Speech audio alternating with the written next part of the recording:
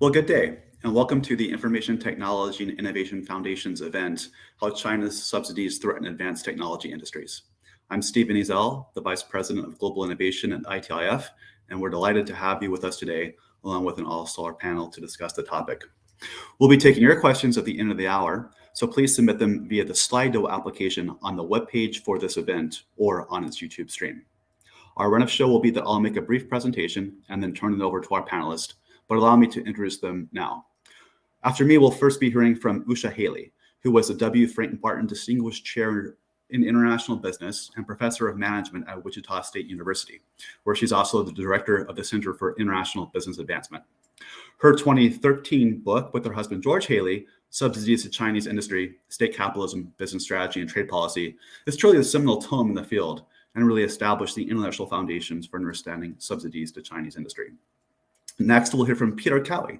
He is the Qualcomm Endowed Chair in Communications and Technology Policy Emeritus at the School of Global Public Policy and Strategy at the University of California, San Diego, where he is also the co-director of the Frontiers in Science and Innovation Policy Project. Peter is an expert on technology markets and policy, and he served in the Obama administration as a senior counselor to the U.S. Trade Representative.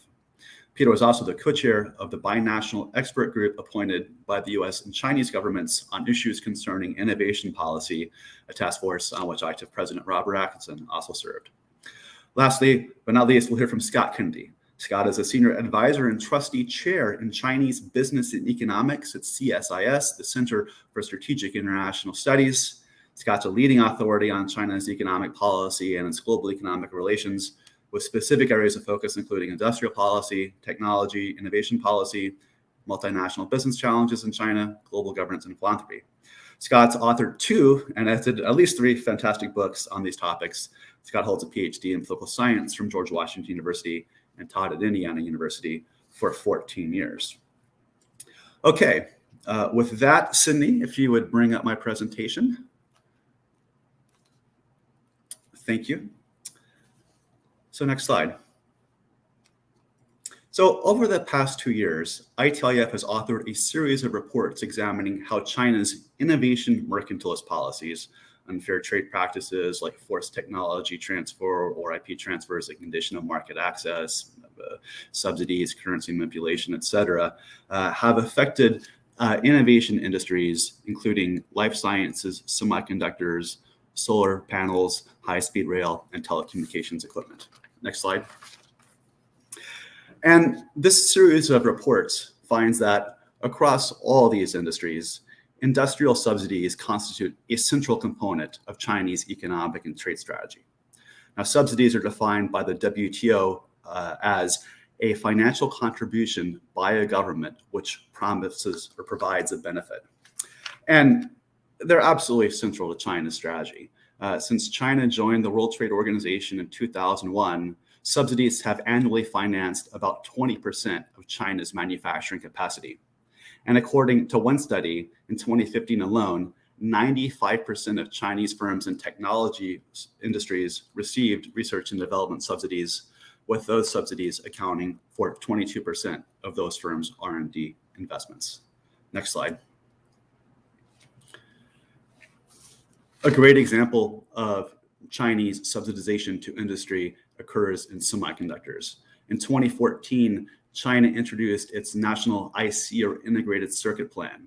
The plan called for $170 billion of investment to develop a completely closed-loop Chinese semiconductor ecosystem, all the way from R&D and design of semiconductors to their fabrication to assembly, test, and packaging on the back end. Examples include China's $24 billion investment to stand up from whole cloth an entirely new semiconductor memory firm called Yangtze Memory Technologies, YMTC, $24 billion to really introduce a new competitor into the global economy in this space.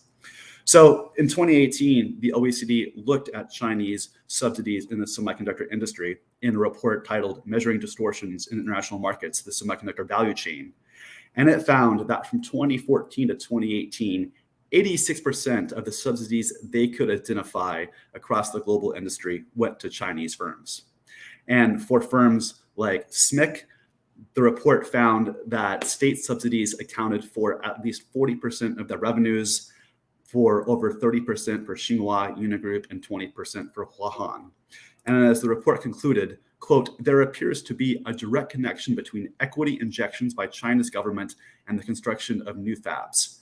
And this helps to explain why China has gone from just one share of global semiconductor manufacturing capacity in the year 2000 to 24% expected by 2030. Next slide.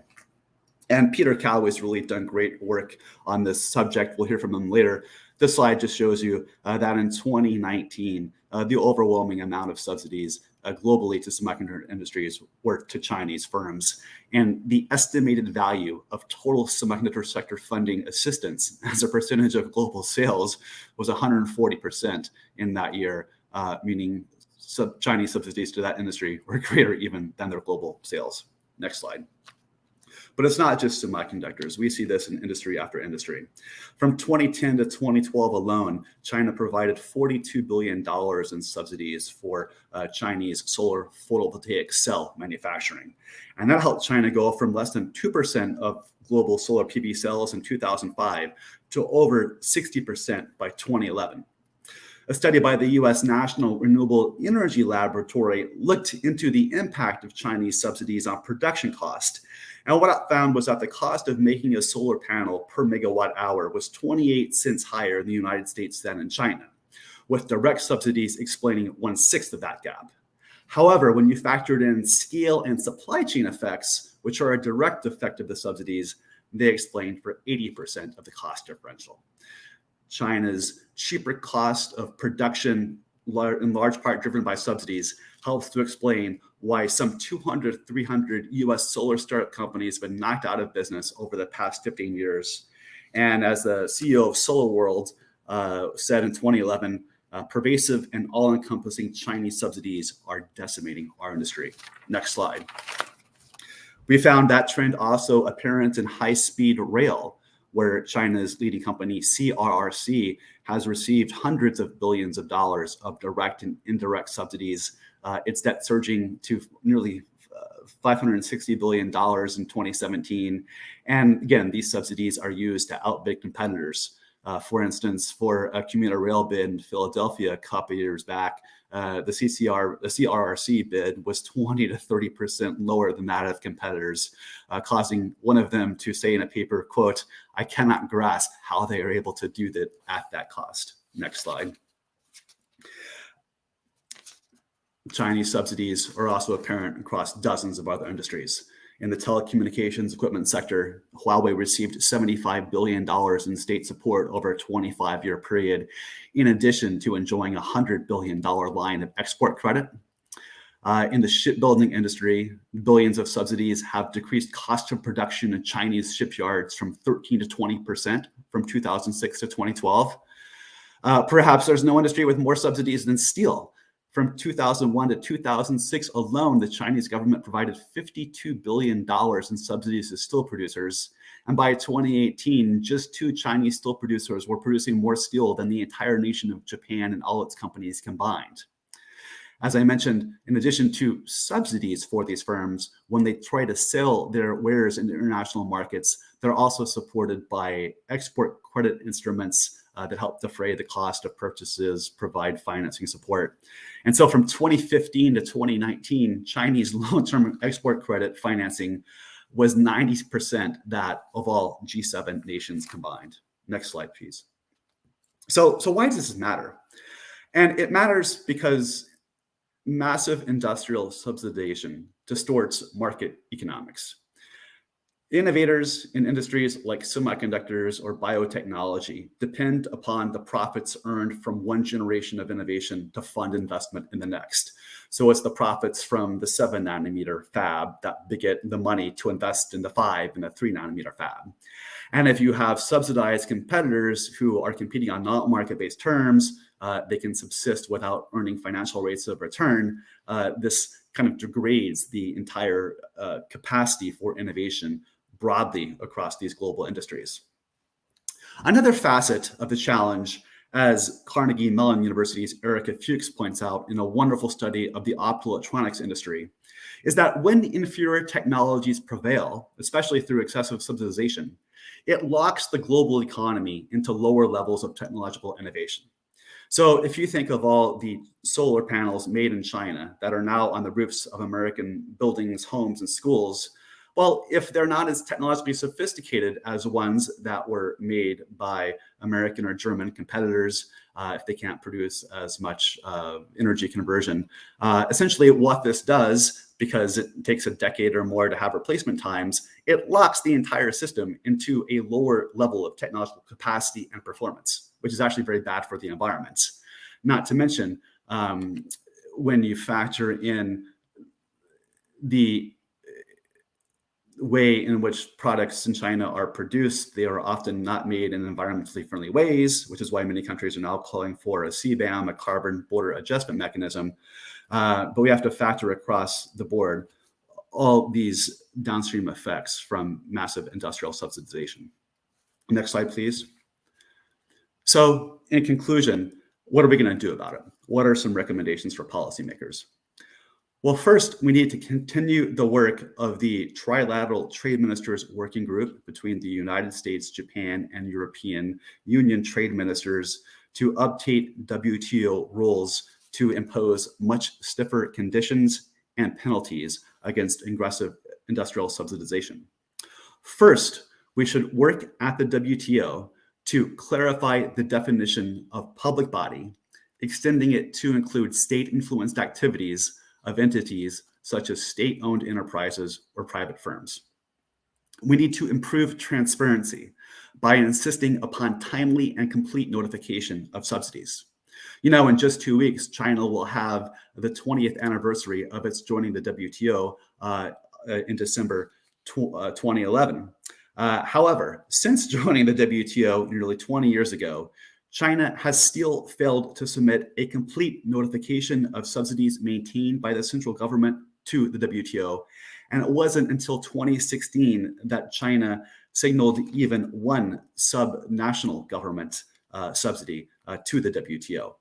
We need to insist that China meet its commitments with regard to timely notification of subsidies. But beyond that, we need to establish a presumption of prejudice towards subsidies that are not timely notified. Even more, we need to shift the burden of proof for the imposition of countervailing duties. So we need to obligate subsidizing countries to prove that a given subsidy does not inflict harm on others, and that there is effective transparency about the subsidies in question. Finally, we need to broaden the categories of specifically prohibited subsidies at the WTO. So if you go read the WTO text, subsidies can either be outright prohibited, such as subsidies connected to export performance, or they can be actionable, meaning if you can identify harm and seek remedies. But we should expand the set of specifically prohibited subsidies to include those that include unlimited guarantees, subsidies to insolvent or ailing enterprises in the absence of credible restructuring plans, and to subsidies to enterprises unable to obtain long-term financing or investment from independent commercial sources operating or those operating in sectors identified as having global overcapacity. So with that, thank you. And I will now turn the floor to my colleague, Usha Haley. Thank you, Usha.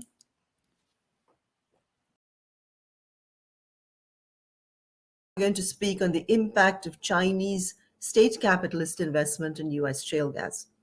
This study is supported by NSF, National Science Foundation grants. As academics and policymakers, we speak about the impact of FDI, foreign direct investment, on technology development and selection. But mine, I believe, is the first study to provide empirical results. Okay, hopefully the slides changed. Did you see the slides change? The study essentially asks, did Chinese investments affect technology development and selection in U.S. gas, shale gas? And specifically, how did this Chinese investment affect U.S. companies and society? Did Chinese investments, for example, result in technology choices that benefited that country and its unique institutional and geological characteristics rather than the US and our publics.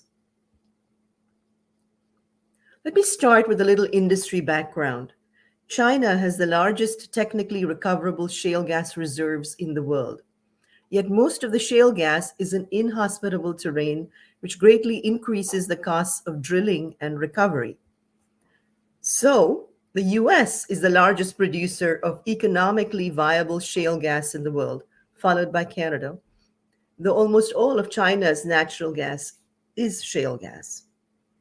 And as I showed in my previous slide, the US has moved from shale gas being about 25% of natural gas production in 2012 to about 80% today. Shale gas production has increased across the United States, and it's projected to increase under the likely scenarios, Scenario 1 and Scenario 3, through 2050. Exports, too, are slated to grow to where they exceed domestic consumption through 2040 and match domestic production in 2050. Meanwhile, China has surpassed the United States to become the largest consumer of energy in the world. Chinese demand has made it more and more dependent on imported shale gas. China leads the world in natural gas consumption and has the highest projected growth in consumption, about 40% through 2040. Its internal supplies do not match its voracious appetite for energy. From 2009 to 2013, Chinese companies, every one of them backed by the state, expanded their base in US production by 238%, while the international oil companies lowered theirs. And most of this M&A, merger and acquisition activity, focused on shale gas. The major companies that were involved were CNOOC, CNOOC, Sinochem, and Sinopec, and I'll tell you a little bit about them soon. Here you can see some of their investments. Don't you really hate it when somebody puts up slides which are so teeny that you can't really see the slides? Sorry for that. All right. In China, party, government, military, and the economy meld together. Controls of capital is very important, but the flows are poorly understood. China is a multi-organizational state, and the state, the government, is the paramount shareholder. Let's look at these companies that I spoke about: CNOOC, CNPC, Sinochem. They're the largest state-owned enterprises, or SOEs, in energy. CNPC, Sinopec, and CNOOC are essentially government agencies. Their CEOs have the same standing as heads of ministries. CESAC appoints them. The Ministry of Finance pays their dividends. The Ministry of Foreign Affairs provides diplomatic support and opens global markets for them. The NDRC sets their prices. The NEA approves their projects, and the Chinese banks give them loans. These are Chinese government institutions. So why is this significant? Well, China had the highest percentage of JVs, or joint ventures, in this sector. Sinopec, for example, was a huge investor. ENN, a private firm operating with the blessings of the Chinese government to facilitate the exports of shale gas from the US to China, is also an investor. But make no mistake, no private Chinese firm can invest in a strategically important sector, such as shale gas, without agreeing to cooperate fully with the Chinese government. And Chinese production of shale gas in the US has continued to increase. Again, why is this significant? A steady stream of Chinese investment has the potential to alter competitive dynamics in a sector where fracking and horizontal drilling technologies were developed through decades of public funding for public returns. The Chinese have essentially bought undervalued US assets and adopted a lease and drill strategy with medium-term considerations, including positioning themselves for exports back to China. Beijing has heavily subsidized these acquisitions. Beijing provided loans below market rates, special funds, direct capital contributions, and direct subsidies for these US acquisitions. China Development Bank and China Export-Import Bank have provided financial incentives, and companies like Sinopec also have their own finance companies. I wanted to see how this heavily subsidized investment affected technology development, and I focused on environmentally friendly production. I wanted to see the effects on US SMEs, small and medium sized enterprises that lead exports and job creation in the US and have historically pioneered new technologies and processes. I wanted to see if we could reach energy self sufficiency as President Obama had promised. I'm in the happy place of having so much data that it will take me about 6 months to analyze it. But I'm going to give you some preliminary results, and the results are really exciting. If you would like some specific questions explored, please let me know. My contact details are on the last page of this presentation. I gathered data on upstream, midstream, and downstream companies in the shale gas sector. In total patents around the world in this shale gas sector, Chinese companies have surpassed the United States and the rest of the world. The change started after China's investment spree in 2007, and overall there has been a decline in patents. This held true across upstream, midstream, and downstream companies. In line with what Stephen said, the pace of innovation has been affected. Chinese SMEs, small and medium-sized enterprises, and individuals now file more patents than US SMEs and individuals. Again, a significant rise after the Chinese acquisition spree. After an initial increase, the reasons provided for patents have declined precipitously for Chinese companies since about 2013, but also for everyone else. Companies just explain less than they did about the purpose of the patent, so they're probably engaging in incremental innovations. The environmental benefits provided by the patents has also declined precipitously for China, the US, and the rest of the world since 2010. From 2007 to 2018, when the Chinese invested in US shale gas, there was a significant difference between the types of patents used in hydraulic fracturing and horizontal drilling in shale gas and the environmental benefits they conferred. That is, there was something significant about that period of Chinese investment.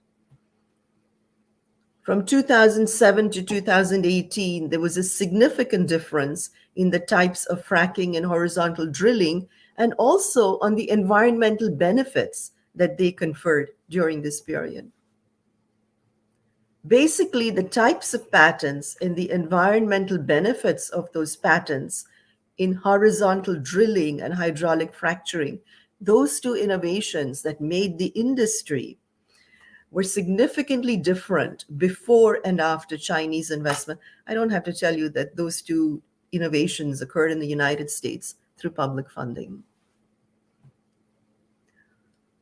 Well, so we can say that after Chinese FDI increased in US shale gas, changes have occurred in the types of hydraulic fracturing and horizontal drilling technologies that companies have developed, and that companies are communicating far less about the environmental benefits of their patented technologies. And this is significant.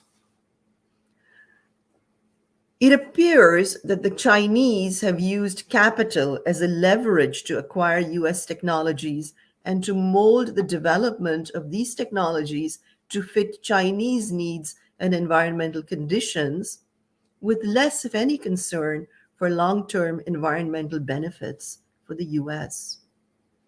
As this slide shows, CO2 emissions from shale gas production have increased drastically since 2010 and are expected to continue to increase. I have separate data on regulations but I can tell you that the regulations have not changed that significantly. So this is not, regulations aren't the real problem. So that is my presentation. Those are the preliminary results. Contact me for more information or for specific questions that you would like explored. The results, besides being provided to the NSF, are also in a forthcoming book of mine with George, Chinese Investments in U.S. Shale Gas, for Oxford University Press. Again, I cannot release the data before I turn it into the NSF, but I can undertake some analysis that may benefit the stakeholders of this research. Thank you. Thank you, Usha. That was a fascinating case study of the impact of Chinese subsidies on innovation and economics in the United States.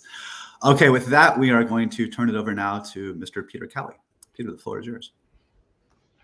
Well, thanks very much, Stephen, for having me today, and congratulations to ITIF for staying on this important topic over a multi-year period. What I thought I'd do today is focus on 2 points. The first is adding some nuance to our understanding of what the Chinese challenge is or is not in regards to the semiconductor industry, really following on Stephen's opening comments. And number 2, discussing some of the complexities of how to design a policy intervention to deal with some of the risk management questions that follow from the growth of Chinese influence in the industry. So let me turn first to that question of the nuances of the Chinese effort. I think, to begin, for those of you who do not spend your life in the semiconductor space, there are 2 points of strong agreement among most of the expert groups that have looked at the industry and the issue of the US-China relationship. And the first is, obviously, that the geographic concentration of production capacity, especially at an advanced level in the near proximity to China, most particularly in Taiwan, to a lesser extent in Korea, represents a geopolitical risk factor that a prudent risk management strategy would take account of and do something to diversify the risk in order to lower its total potential impact. The second point on which the expert groups agree is that keeping the US and its allies ahead at the bleeding edge of semiconductor technology, which changes rapidly, is an important strategic goal for managing the total risk profile for the OECD nations in technology issues involving China.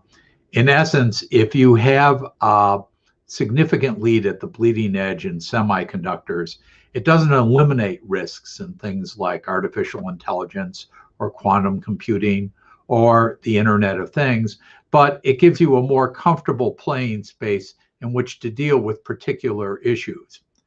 There's no conceivable future in which the OECD will stay ahead in every subfield of semiconductors or those downstream technologies, but having a robust overall leadership in the core driver makes the rest of the issue much more manageable to address in a sensible way. Now, having said that, we are dealing with, as Stephen pointed out, the fact that China has identified this as a strategic goal to be the world leader in semiconductors and is willing to spend a great deal of money in order to do it. Yet, to date, that record is at best mixed in achieving the type of competitive disruption that is of concern for those of us who think about the industry. If you go to the level of R&D spending at the firm level, as opposed to the national level, it's interesting that in the most recent data we have, the US and other OECD countries' firms devote still a much larger percentage of their total revenue to R&D than do their Chinese counterparts. Now, that may change rapidly overnight as we get more updated statistics, but it's important to recognize that up to now, the big subsidy effort had not transformed the effort at the firm level. And that's important because the firms actually have a better grasp of the trade-off decisions to be made about where you take investment dollars in an expensive industry and where you make your R&D bets. So in that sense, the Chinese effort has had less impact, at least in its first wave, than one might have expected by just the dollar totals. That said, it is true, as Stephen reported with a couple of my own slides from earlier work, that there is an enormous amount of money sloshing around the Chinese system.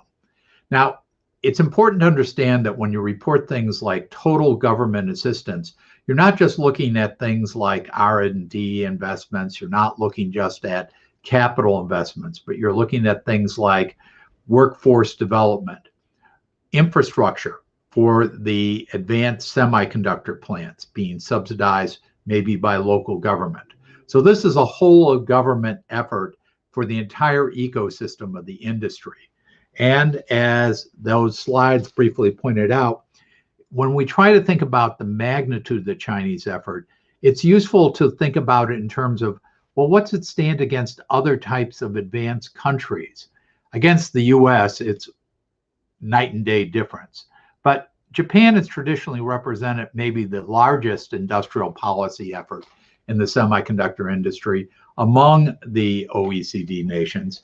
And it's striking that in terms of dollars of government assistance, the Chinese effort is about 7 times larger than the Japanese effort.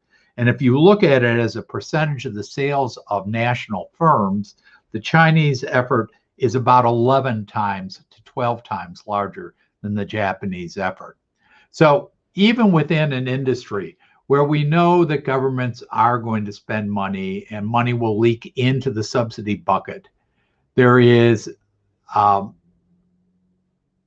substantial evidence that China is just doing so much more that it represents a threat to the downstream competition in the industry over time.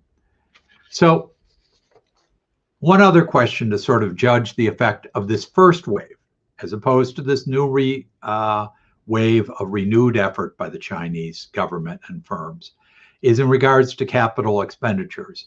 And there too, the evidence is that China has not had overwhelming success. The capital expenditures of OECD nations far exceed the Chinese effort to date. So they have not crowded out capital investment. But as the effort redoubles and time takes its toll, this could change very rapidly.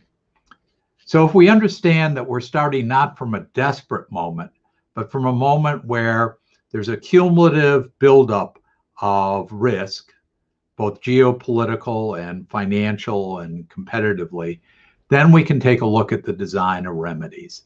And here I just want to make a few points. The US has recognized belatedly the risks of competition from China. We will, in all likelihood, unless things go further awry in Washington, spend a little over $50 billion in the next few years to assist the semiconductor industry in the US to strengthen our production base and assure our technological leadership. That's a lot of money. But it is not a lot of money compared to, for example, the cost of a semiconductor fab at the state-of-the-art bleeding edge, which is about $5 to $10 billion roughly.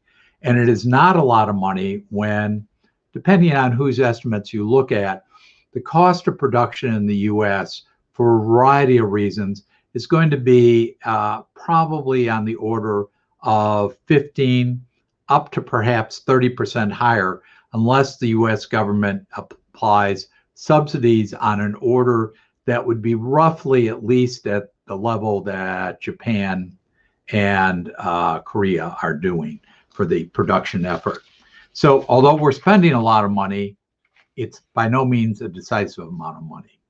So we're going to have to be smart about that expenditure. The next point is that the US has imposed a number of export controls for national security reasons on what American semiconductor firms can sell to China. I'm not going to go into the complexities of this, except to say that it poses an issue in the following sense, that there are a variety of semiconductors that if sold as final products may not be that big of a national security risk, but the failure to be able to sell them into the growing Chinese market reduces the revenue streams of US firms that then invested in capital expenditures and research and development. So we have to look at those export controls on finished products very carefully. There's very little debate that the export controls on production techniques and machinery should remain in place and can be done so reliably. The final factor that we have to think about as we design a policy intervention is the change going on inside the industry today. I think that we're all familiar with the distinction between a fab semiconductor effort and a design effort. So the Taiwan Semiconductor Manufacturing Corporation and Intel build the chips for the world, so does Samsung. Those are the big three at the advanced level. And of them, TSMC can rightly claim probably overall leadership in the production side. And because of that concentration in manufacturing, we return to the geopolitical risk. But the larger point in this split is that the ability to order production by a specialist like TSMC has allowed for the growth of an enormous US industry in fabless semiconductor design for specialized purposes. And those companies in the US, whether it's Qualcomm or Broadcom or AMD or NVIDIA, are leaders in the applications of cutting-edge semiconductor technology for the next generation of downstream technologies. For a while, that was in very specialized niches, and in a sense, even though we had that fragmentation, there were a few workhorses of the fabless leadership product groups.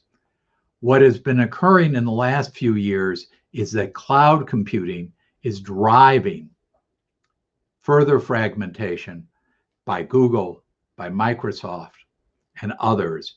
And as we invoke a policy of trying to change the production structure for semiconductors, we have to make sure that the interventions that we make do not lead to a less responsive profile to the fabless specialized designers, and that the total policy mix recognizes the Chinese are going to invest a lot in fabless design, and that a full strategy for semiconductors will not only just deal with the physical production at the cutting edge, but with a number of the design challenges of the future.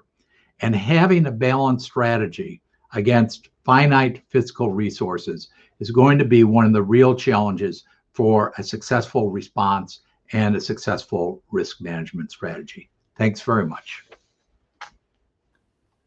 Peter, thank you for that excellent intervention. And now we'll turn to Scott Kennedy to wrap us up with the anchor leg. Scott, floor is yours. Thanks. Terrific. Well, thanks so much. I just double check everybody can hear me, and it's a pleasure to be here and to speak with Usha and Peter and you, Stephen, and for this event. And it's terrific that you all are providing thought leadership and policy leadership on a critical issue. I want to try and pull together a few threads from what has been said so far. And basically, the bottom line is there's a big problem in Chinese state support that's affecting a lot of different industries, including ones that are critical to the United States, but that we also need to be very careful about the policy options that we choose to address these challenges.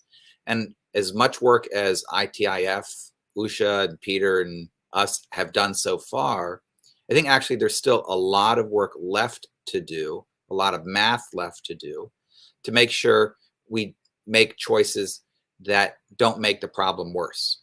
And so overall, my point is, let's be careful what we wish for in terms of what we decide to do. So very briefly, in terms of the problem and the challenge of Chinese state support and subsidies, yes, I think there is universal agreement that this is a monster challenge and that China is operating at a scale far higher than everybody else. We've looked at a couple industries in detail here in my program, electric vehicles and commercial aviation, and the Chinese state spending is really astronomical. In electric vehicles, since China really started paying attention to investing in that industry in 2009, up through the first half of this year, we estimate total Chinese government spending of about 920 billion renminbi, which is about 141 billion US dollars. And that accounts for about 30% of total sales in the industry. And we include funding for rebates for buyers of electric vehicles, sales tax exemptions, infrastructure spending, R&D, government support, government procurement. That's a lot. 30% of total sales, not 30% of profits, but of sales. This is a government-created market, and I use the word market in quotes. That's a lot. In commercial aviation, we estimate that China's effort to support a state-owned enterprise, COMAC, to develop China's own alternatives to leading manufacturers such as Boeing and Airbus, Embraer, that they've spent somewhere between $49 and $72 billion in state support for that. Now there, we in terms of percent relative to sales, it's infinity, because the Chinese have yet to sell or even deliver a C919, their alternative to the Boeing 737 MAX. So that's a lot of cash. It's way more than anybody else would even conceive of spending, and it is essentially a blank check. They will go until they have a plane. We're now working on a new project to be much more comprehensive, looking at a variety of sectors, as well as sort of more broadly speaking, what can we say in terms of how much the Chinese state supports industry at a general level, at a macro level, and compare the Chinese to some leading OECD countries. We obviously have some difficulties in doing this work. There are some subsidies which are explicit, but most of what's really important aren't these explicit subsidies that you can see. Oftentimes it's about credit that is below market value, or inexpensive land, or procurement privileges on the downstream side. And of course, everyone's already mentioned this challenge of insufficient transparency to really get our arms around this problem as a whole, which is intentional. It's not just simply a mistake. We published a report here at CSIS 3 weeks ago about Chinese state capitalism, where we dig into some of these specific challenges, trying to identify some of the subsidies and other ways in which the state and business are organized to figure out how to respond. The consequences, as others have mentioned, are multifold because of China's scale. Not only is there difficulties to sell into China, but there's also a mismatch globally created between supply and demand because of Chinese excess capacity, which has an effect on prices, profitability, and jobs. We also can get technology lock-in and have technologies that get wide distribution and diffusion that aren't at the cutting edge or as near the cutting edge as they could be. Mentioned already solar panels, optical electronics. I'm sure there are others as well that folks could talk about. And of course, there are national security and human rights implications as well for China's approach. Well, what to do about this? I think we've already heard some very good ideas from ITIF, from Stephen, from Peter as well. We've been thinking very hard about this, and there's a range of things that folks have mentioned. The talk shop idea, I think people have already decided won't work. The Global Forum on Steel Excess Capacity, for example, has gotten us nowhere in the last 5 years. So just sitting around and talking about the problem of subsidies and what to do won't fix it.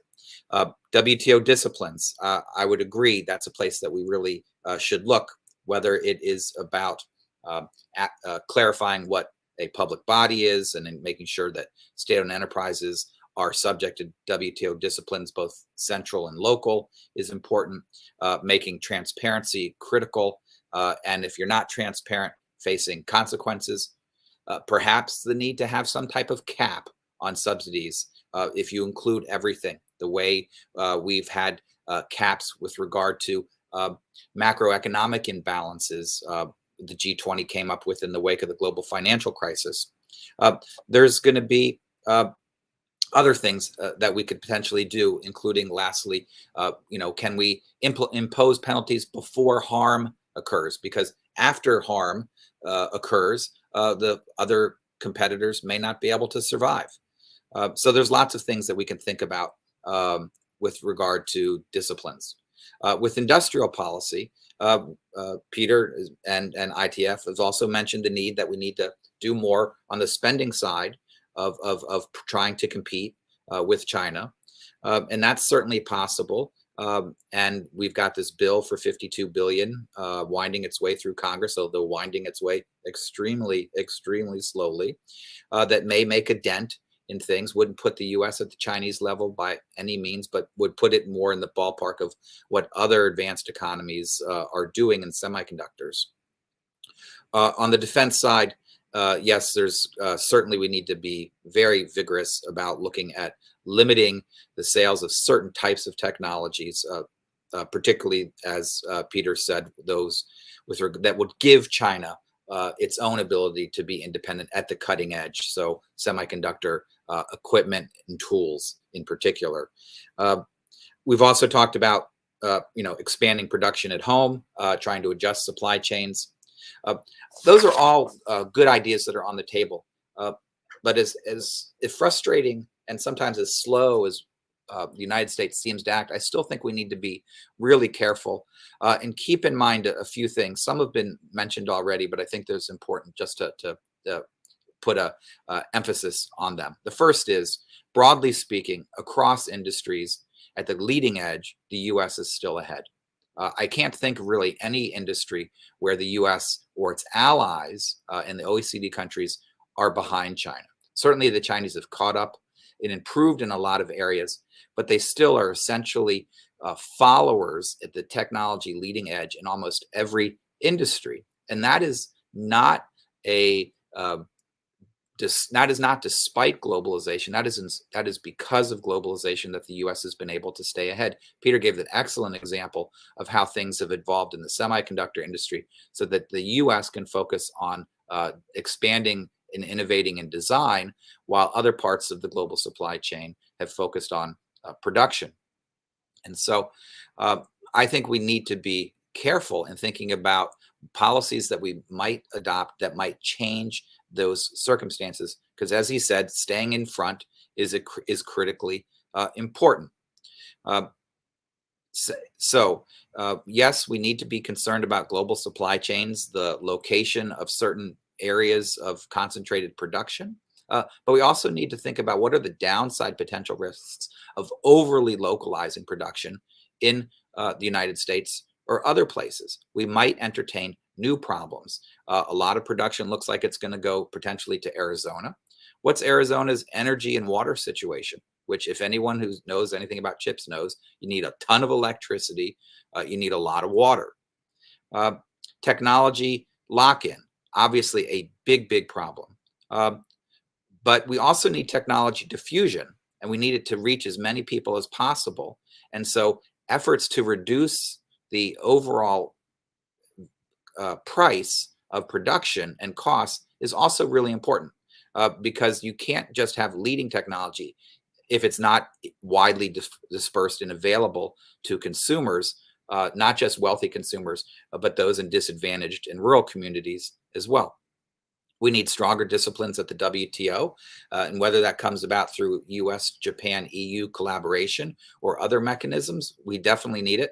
But we're also going to need to make sure that any spending that we have, whether it's in semiconductors or others, are aligned with whatever those new disciplines are going to be. We can't be hypocritical in arguing for strong disciplines on subsidies and then breaking the bank ourselves. And finally, we have to deal with the challenge of national security. It is not a straight zero-sum calculation that whatever helps us economically obviously harms us national security-wise. It's actually more complex. Peter alluded to some of this in terms of sales abroad that are plowed back into R&D, which then help our military through dual-use technologies and knowledge, but it's broader than that. And so we need to just sort of bottom line, do the math, not just on what the subsidies are, what the Chinese are spending and what their goals are, but what are the consequences and implications of the various policy options that we have. We are still very much at the early stages of doing that math, particularly on the second half. I think we actually, despite China's efforts to cover up what they're spending, we have a better idea of that than what we do on the back half, which is what are the consequences, opportunities, costs of the various policy options. So, well, that's why we are still working on this at CSIS, and while my colleagues on this panel today are doing so, and why everyone who's watching needs to continue to pay attention to this space. Thanks so much. Well, thank you very much, Scott, Usha, and Peter, for those excellent presentations. I'd like to remind our audience that you can submit questions via the Slido app, and we'll stick around for about 5 more minutes to take those. We're already getting a few questions in. We'll get to those. I'd like to first just ask our panelists if they heard something in a fellow presentation that they would like to remark or expand comments upon. Usha, I believe you had something. Yeah, well, I think both of you underestimated Chinese subsidies. When I wrote that book, Subsidies to Chinese Industry, and I never wanted to grow up and be a poster child for Chinese subsidies or anything like that, but that book got a lot of coverage. And among the people who read it was the Chinese government. So they disputed, they huffed and puffed, and the Wall Street Journal actually asked for some of the calculations because the Chinese minister at that point had protested. And then he looked at the calculations, he looked what I said, which was about 33% of their production output, not sales, output. And they said, oh, and then there was deadly silence. And then I knew that I had underestimated greatly. It's probably closer to 45 or 50%. I just didn't have the data, as Scott pointed out. So much of it is hidden. So the problem is even bigger than what we've been addressing here. It is much bigger. Very well. Scott or Peter, any reactions? Well, certainly not on the issue of the magnitude, because there are uncertainties. The magnitudes are large enough, even with the numbers that I used, that you know that there is a ton of cash floating out there. What I think is significant for any effort to respond to it in the policy space, Stephen, is following up on the notion that you talked about improving the way that we think about subsidies analysis and penalties for subsidies. The WTO uses a green box of what's acceptable, like basic research, a red box, things like export subsidies that are forbidden, and then a yellow box where you have to decide the level of competitive impact, as you talked about. And the main point I'd take away from some of the numbers I looked at is that one of the best indicators of potential impact is not to look against some ideal market definition of what would a perfectly non-subsidized market look like, but look against the realm of competitive practices among peer countries to discover how much of an outlier this is. And if it's beyond a certain magnitude, I think that ought to be treated as per se evidence that there's something here that needs to be brought for closer examination and adjustment. And that gets us out of some of the micro accounting details in the discussion. And things like 301 investigations that are coordinated with our counterparts may be alternatives to WTO reform, which is always painfully hard to do. I think we should take both offensive and defensive strategies. We should stop them from getting into technologically sensitive industries. They don't allow us in those industries, or industries with national security implications. And then we should also take some offensive strategies, which is, policy, working with partners. This varies from industry to industry. I noticed there was a question about supply chains. It would really depend on the supply chain and the issues that supply chain is facing. I think we should use scalpels in our policy, not just a shotgun approach. By the way, the question Usha is referring to, which we received from the audience, which we'll address here, is the questions: is China seeking to remove or replace U.S. or allied suppliers from its supply chain and critical technology industries? I'll just make a brief comment on that. When China came out with its medium and long-term plan for technology development, the MLP in the 2010s, it identified 400 kind of key technologies that wanted to get to the world leading edge at. And there are stories of China's National Reform Development Commission, the NRDC, will send people out to an oil rig, and they'll catalog every single piece of equipment on the oil rig, and they'll look, was that made by a Chinese supplier or was that made by somebody else, a foreign supplier, and they'll document places where foreign equipment needs to be substituted with Chinese domestic equipment. I think it's absolutely the case that China does try to replace foreign content in its supply chains. And if you look at the National IC Plan, it says clearly that part of its goal was to, quote, have their imports of U.S. semiconductors by 2025 and to eliminate them entirely by 2030. In our view at ITIF, China subscribes not to the view of comparative advantage that is fundamental to the WTO, that is that nations specialize in production of the goods or services they're best at and trade for other things. No, China wants absolute advantage across all advanced technology industries, from planes to high-speed rail. And I think dealing with that fundamental issue about how we see the nature of Chinese economic strategy is something that it needs to be thoughtfully addressed. And I agree with Scott. When the semiconductor industry sales to China account for 36% of our industry's revenues, those revenues are vital to plowing back into future generations of R&D and investment. Coming to back globally to the fundamental tenets of the WTO, that rules-governed, private enterprise-led, market-based trade generates the most wealth for the world's citizens. I think it's got to be a priority of the U.S. and other governments to try and persuade China back to that point of view. Go ahead, Scott. Sure. I totally agree. Just a point of clarification in terms of Chinese technology policy is that actually policy has evolved since that medium and long-term plan was issued 15 years ago. Even from Made in China 2025 in 2005, which was really about how do you improve China's location in the global value-added chain, right? How do they end up taking a larger share of market higher up? I think actually, if you read the 14th five-year plan and what. Hello? I think Scott's frozen. Concerned about global supply chains in general and want to indigenize as much of the supply chains as possible. So that's one point. The second, though, is that there's a monster, huge cavern, not only between Chinese subsidies and what others spend, but between Chinese intentions and ambitions in terms of what they can achieve. So China's not going to indigenize all these supply chains by themselves. That's just simply impossible, no matter how much they spend.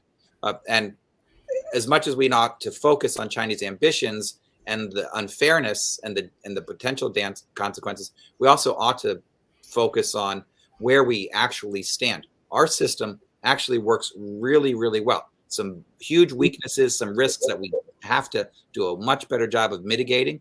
But let's not throw the baby out with the bathwater and end up saying, well, we can only do what the Chinese are doing because they're spending so much and the state's so involved. We'll just end up with the type of debt that they have without the types of state guarantees meant to limit it. And I think we don't want to go down that route if we can avoid it. Well, I can take a crack at the second question that came across. The Chinese are secretive about subsidies, often doling out at subnational levels. Some presenters cited calculations. How can one track Chinese subsidies? Very carefully. and they change industry after industry. And I hesitate now to go. And I've done 6 industries and calculated subsidies for 6 of them. George and I sat with our eyes bleary, going through data that were contradictory, using sources that wanted to be kept silent. The Chinese every year come out with policies threatening people who divulge these data. Every year we've got to find new new people to provide data, new archival sources. And so it's very, very carefully, and we're always a step behind. I think we can just assume now, in my seventh or eighth industry that I've looked at Chinese subsidies, that they subsidize, yes, that it's easily over 33%, probably closer to 50, and basically go from there. What is it doing to our industries? And maybe enact some industrial policies. We are the only country, the only developed country with no industrial policies. Go ahead, Peter. I'm okay myself. So, go ahead, Peter. So there's another question asking about the Chinese emphasis on R&D and material sciences as finding an alternative basis for chip technology. And that's a very good question because it gets to a larger point, which is this fragmentation of specialized chips is really responding to the deeper integration of software as the driver of things like artificial intelligence backwards into the chip design. That's why Google is in the chip business nowadays, for example. And that also has a dimension of then having to think about the material basis for specialized chips. And that's why you can't be just simply obsessed about getting the state-of-the-art production with your $50 billion. You don't have enough money to do that, so you only can incentivize some marginal shifts. And the second thing you've got to do is actually be thinking about where the U.S. has a distinct advantage, which is on the frontier of things like fundamental R&D in material sciences and in software, and making sure that the system that we are tinkering with keeps that feedback loop fully empowered. Because if we don't have that, we're in problem. Let me just give you one number to sort of get the economic incentives right. Fabless chips expect margins of profitability on the order of 70%. If you're running a fab at the best fab in the world, the profit margin is about 25%. Nothing to sneeze at, but you can see that in order to maintain a healthy industry, a lot of the industry is going to be driven to the idea of fabless design in order to have the money to really invest in R&D of the most far-reaching nature. Yeah, that's an excellent point. Let me ask the panel, in